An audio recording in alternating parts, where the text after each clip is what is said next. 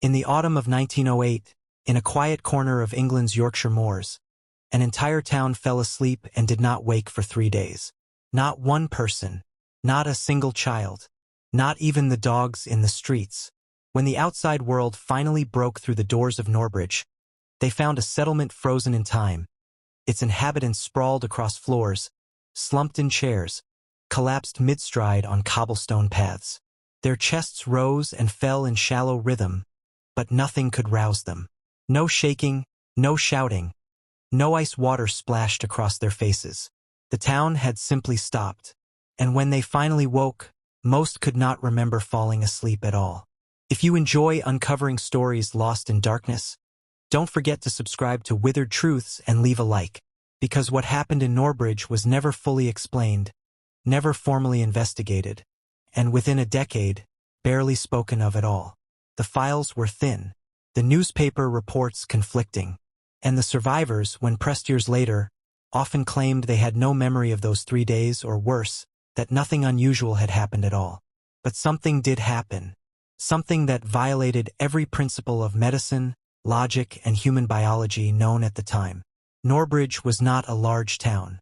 In 1908, its population hovered just under 800 souls. It sat in a shallow valley, surrounded by heather-clad hills and accessed by a single winding road that connected it to the nearest railway station, some 6 miles distant. The town had no industry of note. Its economy depended on sheep farming, small-scale wool processing, and a modest limestone quarry that employed fewer than 20 men. Most families had lived there for generations. The architecture was plain, functional, built from the same gray stone pulled from the earth beneath their feet. There was a church, St. Edmund's, with a square Norman tower. There was a schoolhouse that doubled as a meeting hall. There were 2 public houses, a general store, a blacksmith, and a post office that opened 3 days a week. Life moved slowly in Norbridge, dictated by the seasons and the sheep, and by all accounts the people liked it that way. They were insular, yes, but not unfriendly. They simply preferred their own company, their own customs, their own quiet routines. And then, on the evening of October 12th, something broke that routine so completely that the town would never fully recover. The first sign that something was wrong came not from Norbridge itself, but from a mail carrier named Thomas Greaves, who arrived on the morning of October 15th expecting to deliver the usual parcels and letters. He found the post office locked. The door to the general store, which should have been opened by 8 in the morning, was also closed. He knocked. No answer. He walked farther into the town square and noticed the unnatural stillness. No smoke rising from chimneys. No voices. No clatter of carts or bleating of sheep. The silence, he later told a reporter from the Yorkshire Gazette, felt thick, as if the air itself had been drained of sound. He tried several more doors, all locked from the inside.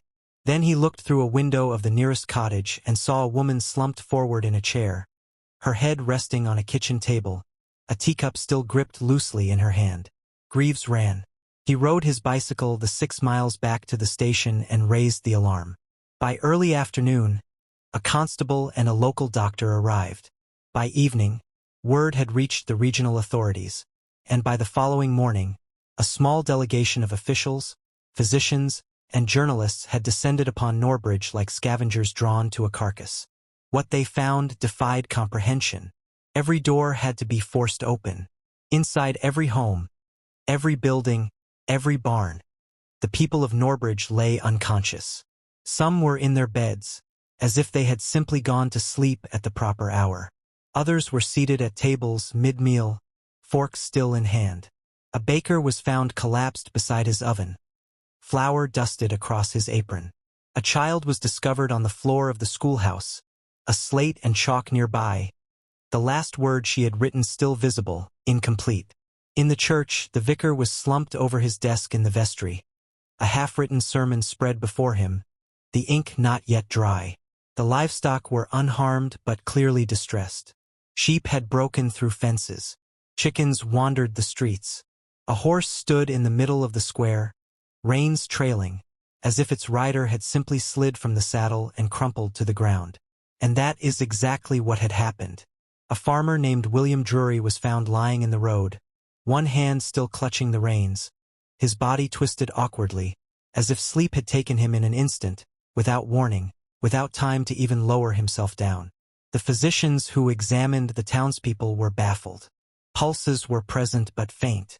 Breathing was shallow but regular.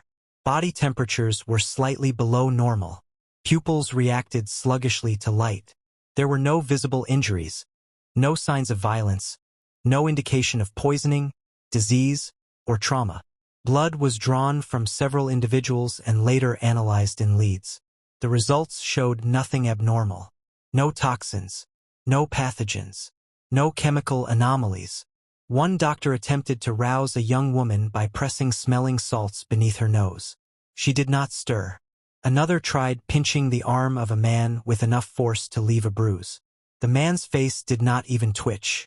It was as if their consciousnesses had been severed from their bodies, leaving behind only the autonomic functions necessary to keep them alive. But what could cause such a thing? What force, natural or otherwise, could render an entire population unconscious simultaneously, without leaving a single trace of its mechanism? The authorities initially suspected gas. The limestone quarry was examined for possible leaks of carbon monoxide or other noxious fumes. Nothing was found. The water supply was tested. Clean. The food stores were inspected. Unspoiled. A theory emerged that perhaps some toxic vapor had settled into the valley during the night, a freak atmospheric occurrence that trapped poisonous air close to the ground. But if that were true, why were the animals largely unaffected? Why did the townspeople remain unconscious for days rather than hours? And why, when they finally did wake, were there no lingering symptoms, no complaints of headaches, nausea, or respiratory distress? The gas theory collapsed under scrutiny, but no better explanation took its place. Instead, the officials did what officials often do when faced with the inexplicable. They documented what they could, offered vague reassurances to the press, and quietly moved on. On the evening of October 15th, roughly 72 hours after the town had fallen silent, the people of Norbridge began to wake. It did not happen all at once. The first to rouse was a woman named Margaret Holt, who opened her eyes in her own bed, looked around in confusion, and asked her husband, still unconscious beside her, what time it was. She stood, shakily, and walked to the window. Outside, she saw men in dark coats moving through the streets, strangers, officials, their faces grim. She did not understand. Minutes later, her husband woke. Then their children. Across the town, in cottage after cottage, consciousness returned like a slow tide. By midnight, nearly everyone was awake. The doctors moved among them, asking questions, checking vital signs, trying to piece together what had occurred. But the answers they received were frustratingly vague. Most people remembered going about their evening routines on October 12th. They remembered eating supper, tending to chores, preparing for bed. And then nothing. A blank space. A void where 3 days should have been. Some claimed to have dreamed, though they could not recall the content of those dreams. Others insisted they had experienced nothing at all, as if those 72 hours had simply been erased from existence. One detail emerged that troubled the investigators more than anything else. A schoolteacher named Eleanor Marsh reported that on the evening of October 12th, just before dusk, she had heard a low, droning sound coming from somewhere beyond the hills. She described it as a hum, deep and resonant, almost felt rather than heard, like the vibration of a massive bell struck far away. She had stepped outside to listen, but the sound faded within moments, and she thought nothing more of it. She went back inside, finished her tea, and sat down to read. That was the last thing she remembered. When questioned, several other residents confirmed they had heard something similar. A hum, a vibration, a pressure in the air that lasted only briefly before vanishing. But not everyone heard it. Some claimed the evening had been perfectly ordinary, perfectly silent. And this discrepancy only deepened the mystery. If a sound had been the trigger, why did only some people hear it? And what could produce such a sound in the middle of rural Yorkshire in 1908? Theories proliferated in the weeks that followed. The newspapers, predictably, seized upon the story with a mixture of fascination and sensationalism. The Manchester Guardian ran a headline that read, "Sleeping Village Baffles Science." The London Times was more restrained, publishing a brief article that noted the incident but offered no speculation. Smaller regional papers were less cautious. One suggested divine intervention, a judgment or warning from God. Another proposed mass hysteria, though it struggled to explain how hysteria could render people physically unconscious for days. A fringe publication out of Edinburgh floated the idea of a meteorite strike releasing unknown gases, though no impact site was ever found. Foreign newspapers picked up the story as well. In France, a medical journal published a brief analysis suggesting a rare form of epidemic encephalitis, though no evidence of infection was ever documented. In Germany, a researcher proposed the incident might be related to seismic activity, a deep underground tremor releasing gases or altering atmospheric pressure in localized, unpredictable ways. None of these theories held up under examination. None accounted for the speed of onset, the uniformity of symptoms, or the complete absence of aftereffects. The British government, for its part, seemed eager to move on. A brief inquiry was conducted by the Board of Health, but the resulting report was perfunctory at best. It acknowledged the incident, noted the lack of fatalities, and concluded that without physical evidence of a causative agent, no further action could be justified. The file was closed. The officials returned to London. The journalists moved on to other stories, and Norbridge was left to process what had happened largely on its own. But the town did not simply return to normal. How could it? Trust had been fractured.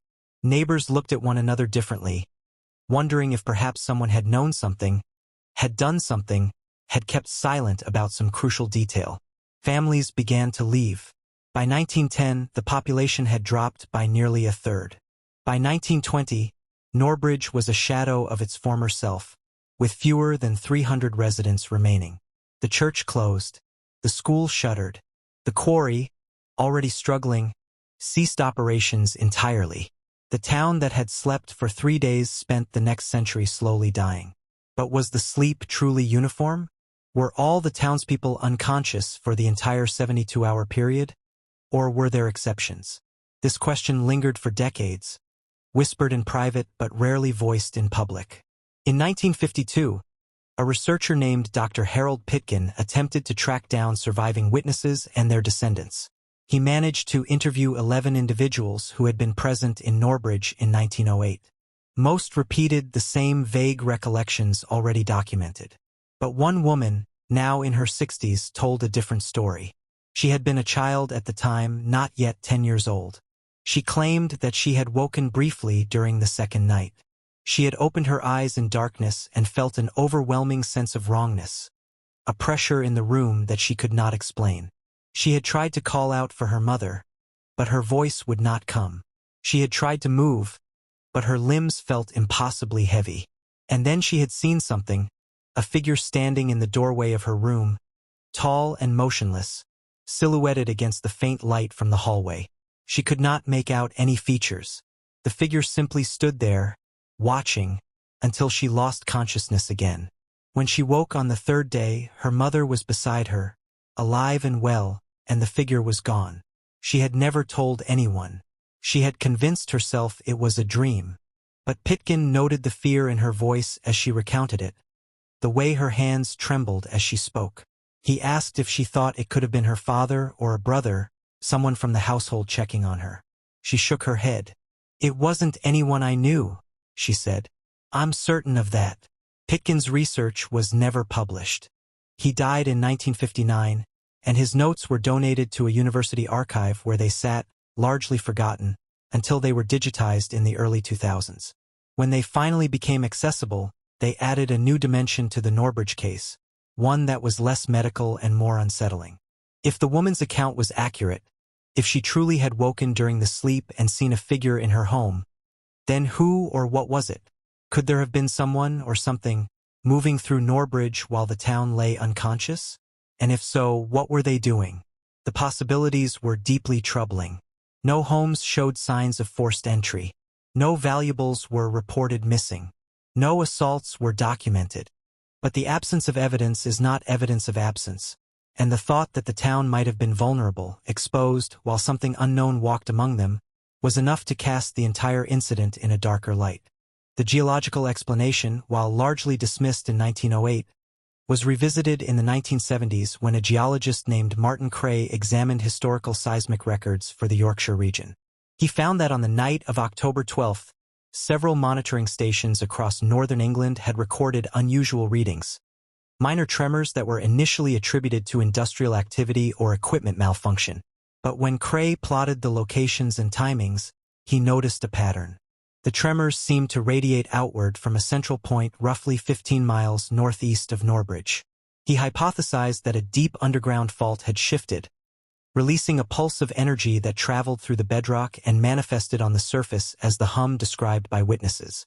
But even if that were true, how would seismic activity cause mass unconsciousness?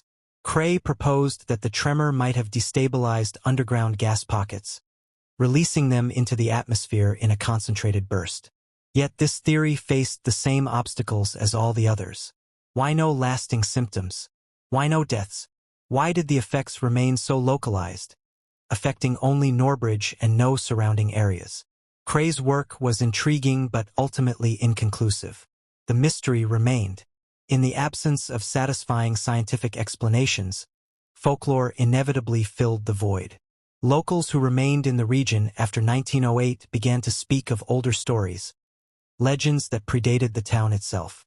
The hills around Norbridge, they said, had always been strange. There were tales of travelers who had lost time while passing through the area, of shepherds who had fallen asleep on the moors and woken hours later with no memory of the interval. There were stories of lights seen moving across the valley at night, orbs of pale luminescence that danced above the heather and vanished when approached.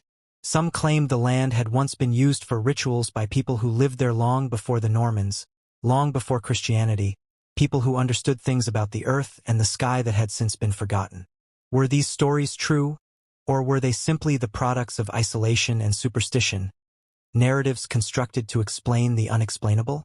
It is difficult to say, but the fact that such stories existed at all, that they had persisted for generations, suggests that Norbridge might have been seen as an unusual place long before the events of 1908.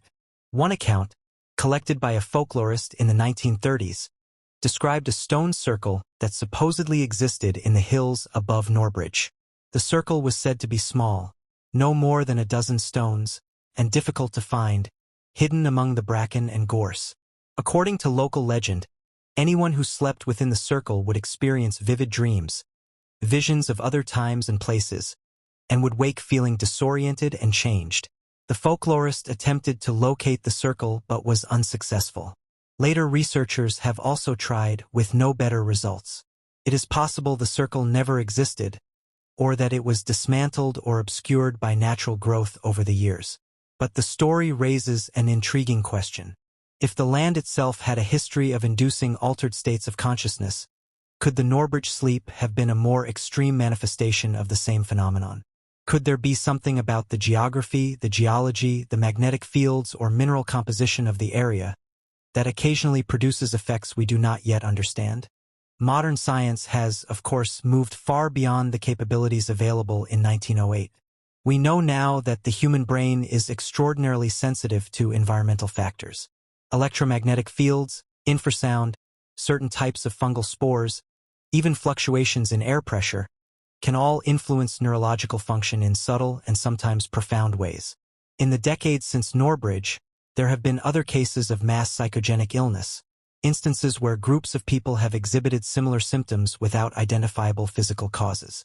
But those cases typically involve stress, anxiety, and social contagion, and the symptoms, while distressing, are rarely as severe as complete unconsciousness. The Norbridge case stands apart. It was not gradual. It was not hysterical. It was instant, total, and inexplicable. And that is precisely why it continues to haunt anyone who studies it. Because if it happened once, could it happen again? And if it did, would we be any better equipped to understand it? In 2003, a documentary filmmaker named Claire Bennett attempted to create a comprehensive film about the Norbridge sleep. She traveled to the site, now little more than a scattering of ruined cottages and overgrown lanes, and interviewed the few remaining descendants of the original residents. She combed through archives, tracked down medical records, and even consulted with neurologists and toxicologists in an effort to find a plausible explanation. Her conclusion, aired in a program that reached a modest audience on British television, was that the truth had likely been lost to time. Too much evidence had degraded or disappeared. Too many witnesses had died.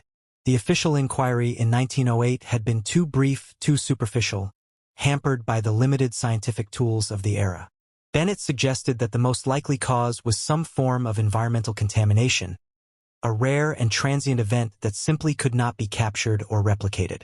But even she admitted that this explanation felt insufficient, a placeholder rather than a solution. At the end of her documentary, she posed a question to the audience. If an entire town fell asleep tomorrow, would we be able to explain it? Or would it, like Norbridge, slip into legend, filed away as another unsolved mystery? It was a sobering thought. The legacy of Norbridge is not merely academic. It speaks to something deeper, something unsettling about the fragility of human consciousness and the limits of our understanding.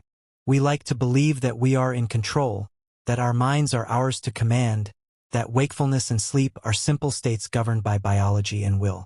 But Norbridge suggests otherwise.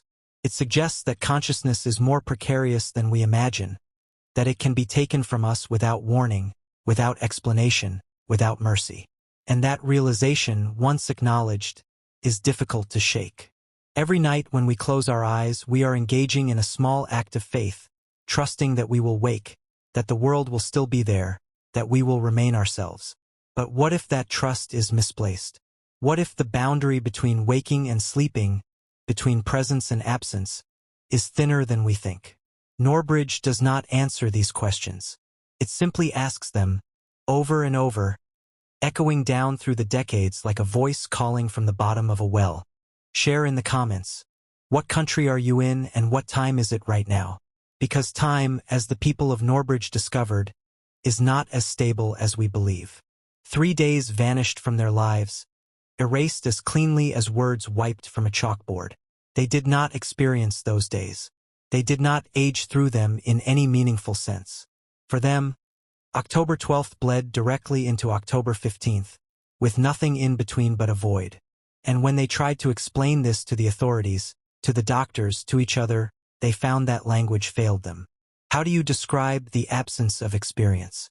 How do you convey the sensation of time collapsing, of continuity breaking, of the self simply ceasing to exist and then resuming as if nothing had happened? Some of the survivors later reported a lingering sense of dislocation, a feeling that they were somehow out of step with the world, that they had missed something essential and could never quite catch up. Psychologists today might describe this as a form of trauma, a rupture in the narrative coherence of the self. But in 1908, there was no framework for such discussions. The survivors were simply told to be grateful they had woken at all, and to move on with their lives. Many tried, most failed. The question of intentionality remains one of the most disturbing aspects of the case. Was the Norbridge sleep a natural event, a bizarre convergence of environmental factors that produced an outcome no one could have predicted?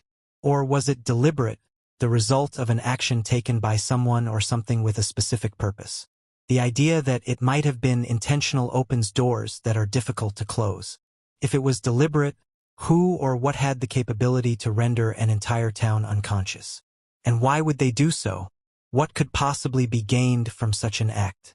The absence of clear motive or beneficiary makes the intentionality theory seem far-fetched, almost paranoid. But the absence of a natural explanation makes it difficult to dismiss entirely.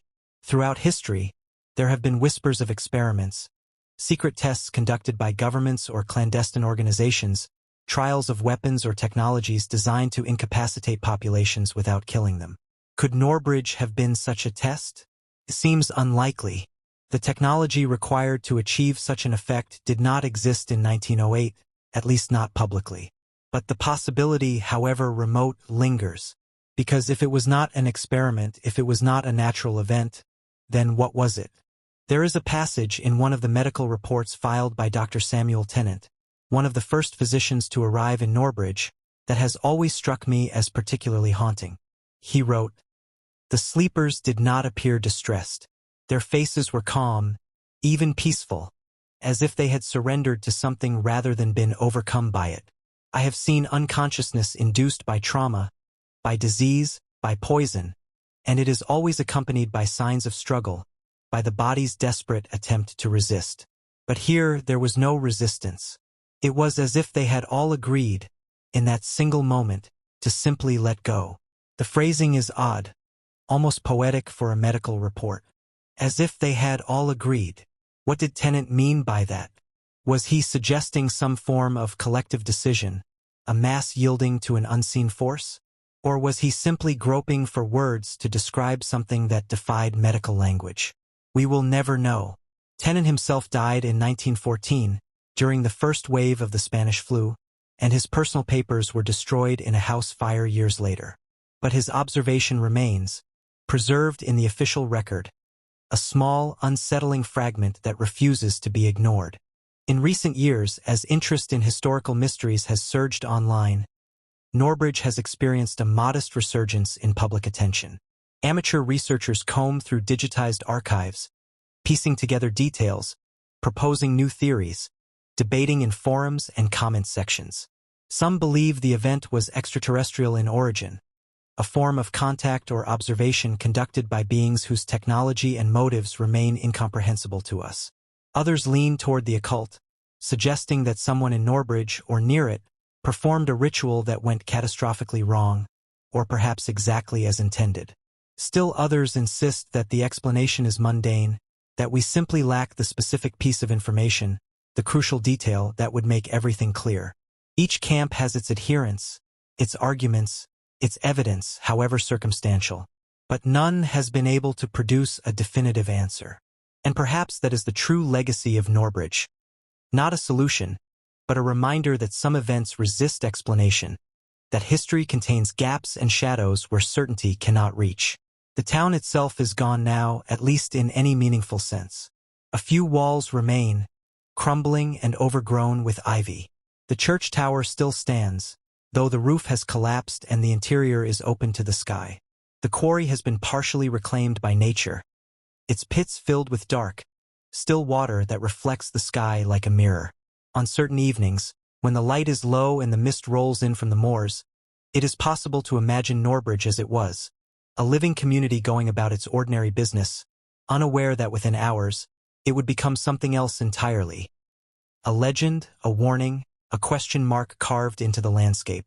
Visitors are rare. The site is remote, difficult to access, and there is little to see beyond ruins. But those who do make the journey often report a sense of unease, a feeling that they are being watched, that the land itself remembers what happened and resents the intrusion. Is this merely suggestion, the power of the story shaping perception?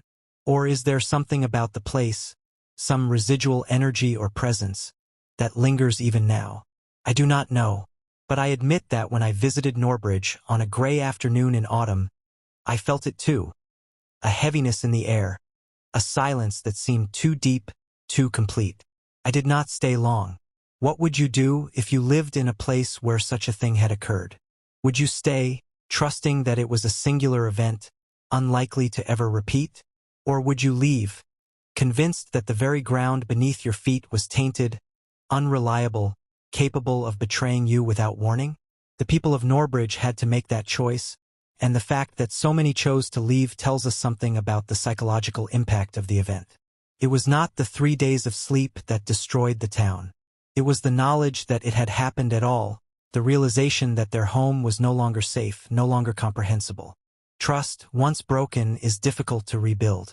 And when the trust that is broken is the trust in reality itself, in the predictability of consciousness and the stability of the self, the damage may be irreparable. The exodus from Norbridge was slow but steady, a gradual hemorrhage of population that continued for decades. By the time the last resident left, in the early 1970s, the town had been functionally dead for years.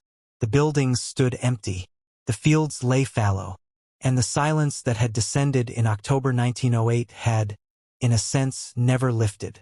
There are no living witnesses left. The last person who experienced the Norbridge sleep firsthand died in 1997. an elderly man named Arthur Kemp who had been a child of 7 when it happened. He gave only one recorded interview in 1982 to a local history society. In it, he said very little about the sleep itself. He claimed, like so many others, that he remembered nothing. But he did speak about the aftermath, about the way the town changed. People stopped smiling, he said. They stopped gathering in the square on Sundays. They stopped trusting each other. Everyone was afraid, but no one could say of what.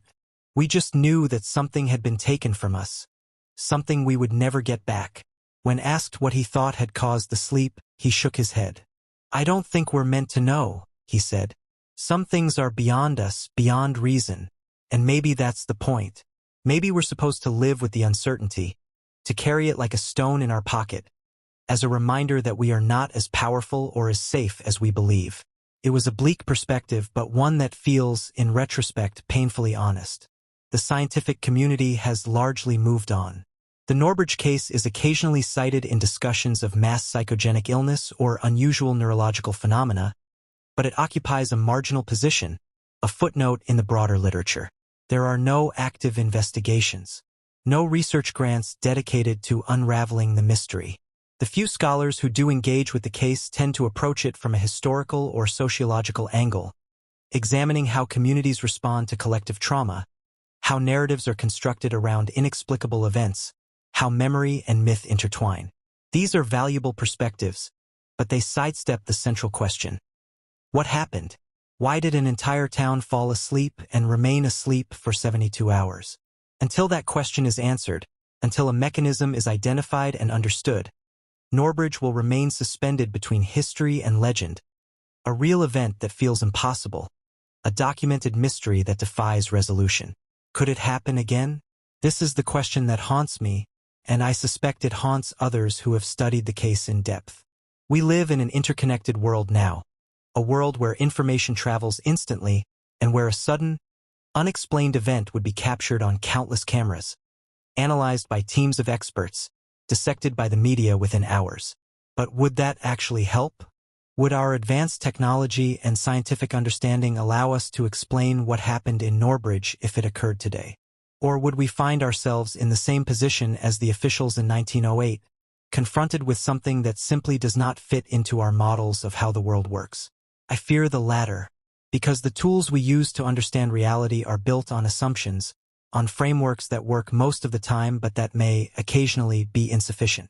And when those moments come, when we encounter something that exceeds our capacity to explain, we are left with a choice. Admit the limits of our knowledge, or construct a narrative that makes us feel safe, even if it is incomplete.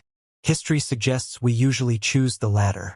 The town that slept for 3 days is gone, but its story remains, passed down through generations, preserved in archives, discussed in obscure corners of the internet.